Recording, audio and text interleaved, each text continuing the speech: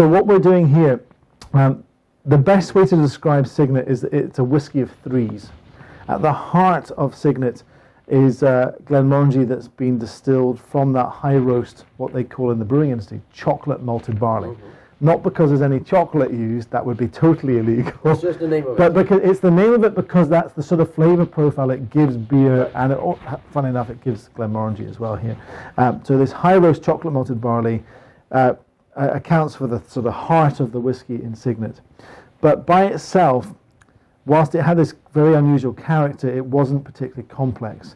So we're always about complexity at Glenmorangie. So to create the finished single malt, there's also some Glenmorangie very similar to Astar, younger, creamy, lots of those vanilla notes from the wood to round it off and give that sort of sparkle to the whiskey. And then you'll find a third element that's older, some whiskey that was actually from barley being malted in the 70s. And we still had a floor malting at Glenmorangie. So that alone is an interesting fact about so that's quite Signet. old. Yeah, I mean 74, 75. This is the beauty of Signet, is that it's as far departed from the Glenmorangie style as you're ever going to get, I think. But somewhere underneath it, the softness on the front end. A hint of a of a smoky note too. Yeah, the smoky note is puzzling. It's possibly from the high roast chocolate malt. It can be from the peat, can it? No, it can't be from the peat because we're not using any.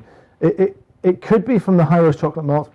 It could be from the oldest whiskies picking up some wood-based phenols. That's another possibility there. But really, that's the three elements in there. You might ask, why didn't we just bottle the whiskey out of the casks that came from the high roast? Again, it was just too one-dimensional, and to be honest, it was quite aggressive on the back end. So, totally removed from what people who love Glenmorangie this is quite expect. vivid. Yeah, I mean it's got enough. It's not aggressive. It's not aggressive, but it stands up and is counted. It's got plenty of character there. Why is it that you can't tell me? This is something that we're going to launch in somewhere around about January, early February. The next in the private edition. So Sinalta PX was last year's, 2010. Finalta, the recreation of an old style of Glenmorangie, is 2011. 2012, I can't tell you about it yet, but I'm pretty excited about it. I actually had the great privilege of sitting in the sensory laboratory at Glenmorangie with Bill Lumsden, and how serious these things are?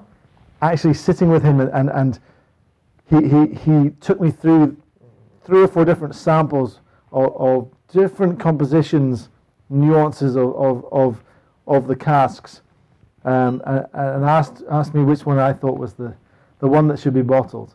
I'm very proud to say that of the ones presented to me, I did pick out the one that he went, yes, you're right, that's the one we were going to bottle. So I was quite proud about that. But which? But I'm not going to tell you what it is yet. I will tell you this though. How about this? I feel bad that I can't tell you, but it would be the last thing I did in my job. I will tell you this. How about as soon as it's available, as soon as I can get a sample, we'll come back. We'll film a little tasting, and we'll get it on the website. Lovely. As soon as you can get it on the website. Lovely. How about that? Right. That's very nice. Good. Cheers. Absolutely. In the meantime, yes, we all have Blackmore 18. Yes. For those who want to make dreams reality, because this is what it is. Yeah. This 18 is just. Glenmorangie 18 right now. It's a funny one for me because I've spent so long, genuinely the original for a long time has been my favourite, and it's been good for me as well because it's been kind of allowed me to it's available, but it's also allowed me to tell people, listen, I work for the company, I can buy any of these, I don't have to buy any of them, should I say, and the original is my favourite, and it still is now, just shading into second place. What's slightly frustrating is for those people that sort of still believe that older is better, it's not about the age here, but it happens to be that the 18 is now my favourite. I think it's one of the 5 best available whiskies on the market. Yeah, I'm flattered to hear that, even though I don't haven't had a hand in making it, but you know, as an employee of the Glenmorangie company, it's great to hear. What's the secret behind it? Is it exactly the 10 with an extra 8 Absolutely years? not. Okay. Absolutely not. You know, it would be very easy, and there's plenty of companies out there that would tell you what's the difference between our 10 or 12 and our 18, and you'd hear between 6 and 8 years, you know, in the same cask. And that's pretty boring and not much thought behind it. The reality of older aged whiskies is that you run the increasing risk that the whiskey picks up too much woody tannic notes from the cask, and that your whiskey ends up tasting like you're chewing on a bit this bar. And unless you like chewing on an old twig, you know, that's probably not the thing for you. And I've never tried. No, it's probably not a good idea, exactly. So, you know, with that constant thought in our heads, for Glenmorangie 18, if we were to just age the original 10-year-old for 8 more years in white oak, we would pick up a lot more vanilla. Pedro Jimenez. Yes, Pedro Jimenez. Sonalta. Yeah. We've got quite a few phone calls from wives, from girlfriends, saying, "Can we get this? He's got another love." Yeah. And her name's PX. PX. Yeah, it's limited release, and I think we were kind of taken a... when they tasted Sonalta, I know. They loved her too. Yeah. It was a limited release. We were kind of taken aback by how well it's done. It was amazing. You know, what can I say? The commercial success of it would lend us to want to do more like that. But certainly, there's nothing on the horizon like that. But yeah, I'll leave it at that. We've heard you. With 18. And it's both. It's got the sherry, just enough sherry influence, but it's more subtle than that. It's more complex than that. It's more thoughtful than that. I think this is like, you know, this will pull at the heartstrings of a true Frenchman here. Think about the best creme brulee you've ever eaten in your life. Okay. And then imagine a little dollop of apricot or orange marmalade on the top, just a little bit. And I think you get those sort of citrusy, tangy fruit notes first, mouth-watering like crazy. And then you get this smoky, toasty note, but it's sweet, like the top, that crackly top of the creme brulee.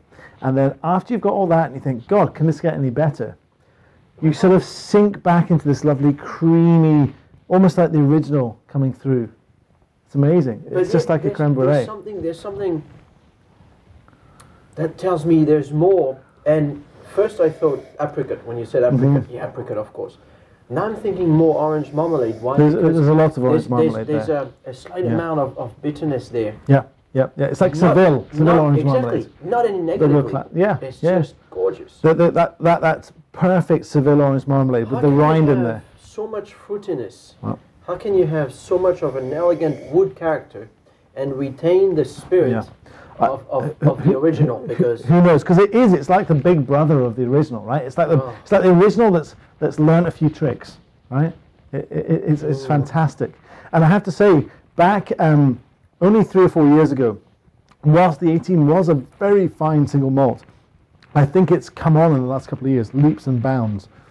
And I think, talking to Bill Lumsden about it,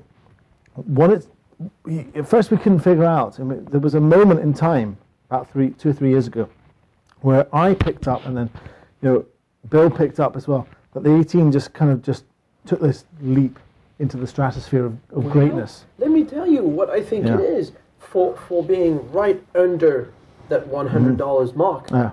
I think it's an amazing whiskey. But absolutely, undeniably, but 3 years ago, I think I noticed, regardless of the price point, just tasting it blind, people would have noticed a quantum leap in the quality of the whiskey, complexity of the whiskey. And tracing it back, I think what happened, it really allows us to verify our policy of using our casks only twice. Because that policy was first instigated actually by Bill Lumsden's predecessor roughly 20-something years ago from now, which is 18 plus 2. And it was about 2 years ago that this whiskey, I think, massively improved. So just before that period, the whiskey that was in those 18-year-old bottles was coming out of very good quality casks, but the industry standard of third or fourth fill. And then we switched to first and second fill only. And that, I think, is what has made this... of course, I'm hugely biased. Of course. Of course I am, but this is...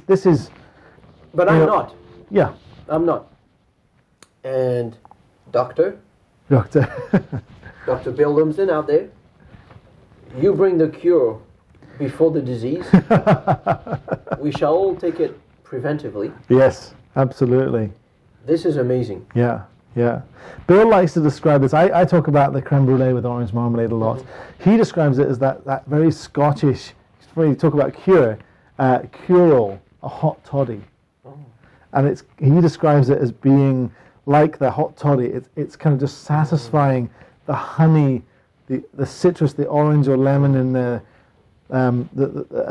whole thing of, and the hot toddy, for those of you that don't know, a Scottish hot toddy would either be two ways of making it. Either use boiling hot water with whiskey and honey and lemon, or you could replace the boiling hot water with milk, depending on what you want to do. But, all right. Yeah. Well, I think that after a hot toddy, there's only bed.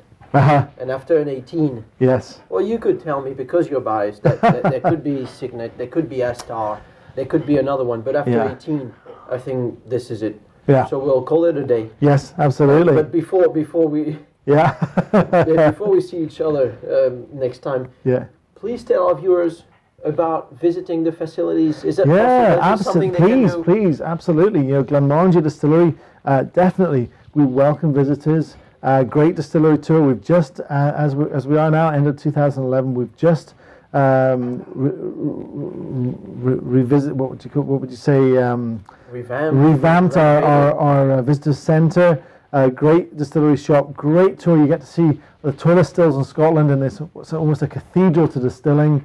You get a whole tour of the whole place. If you see Annette Mackenzie at the visitor centre, say hi from me. Absolutely fantastic. Her and her team, the best in the industry. And then don't forget Glenmorangie House, 5 miles down the road from the distillery. Private country house hotel owned by Glenmorangie, open to the public as a hotel most weekends through the year. And I swear to you, second to none. The best. When we've got a chef there who, head chef David Graham has a couple of young guys working for him that have come from Michelin-starred restaurants in the UK.